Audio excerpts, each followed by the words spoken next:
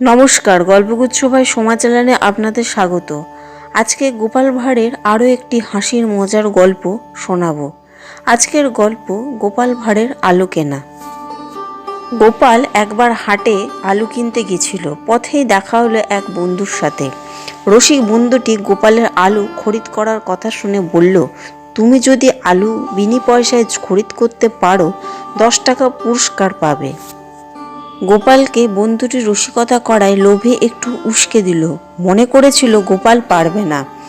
গোপাল বন্ধুকে বললে, ও এই কথা, তুমি আমার সাথে হাটে চলো, দেখবে দিব্যি বিনি পয়সায় আলু কিনে নিয়ে বাড়ি ফিরবো। কাউকে কোনো পয়সা দেব না, তা তুমি স্বচক্ষে দেখতে পারবে।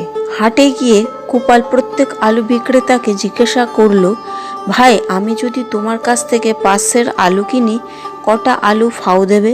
তুমি আমাকে বলো। শীতের সময় সেদিন বাজারে আলু প্রচুর আমদানি। আলুওয়ালারা বলল, 5টা করে আলু ফাও পাবেন 5 আলু কিনলে, এর বেশি দিতে পারবো না। গোপাল তখন প্রত্যেক আলুওয়ালার ঝুড়ি থেকে 5টা করে আলু তুলে নিয়ে বলল, এই হাটে কেবল ফাওটা নিলাম, সামনের হাটে তোমাদের সকলের কাছ থেকে 5 করে আলু কিনবো। সকলেই হাঁ করে তাকিয়ে তাকিয়ে দেখল। গোপাল দিব্যি বিনি পয়সার আলু কিনে বাড়ি ফিরল। বন্ধুকে বাধ্য হয়ে প্রতিশ্রুতি অনুযায়ী গোপালকে 10 টাকা পুরস্কার দিতে হলো।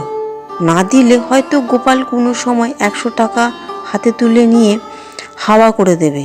তার চেয়ে আগে দেওয়া ভালো। গোপাল ভাঁড়ের এই মজার গল্পটি যদি আপনাদের ভালো লেগে থাকে তো একটি লাইক ও সাবস্ক্রাইব করতে ভুলবেন না। ধন্যবাদ।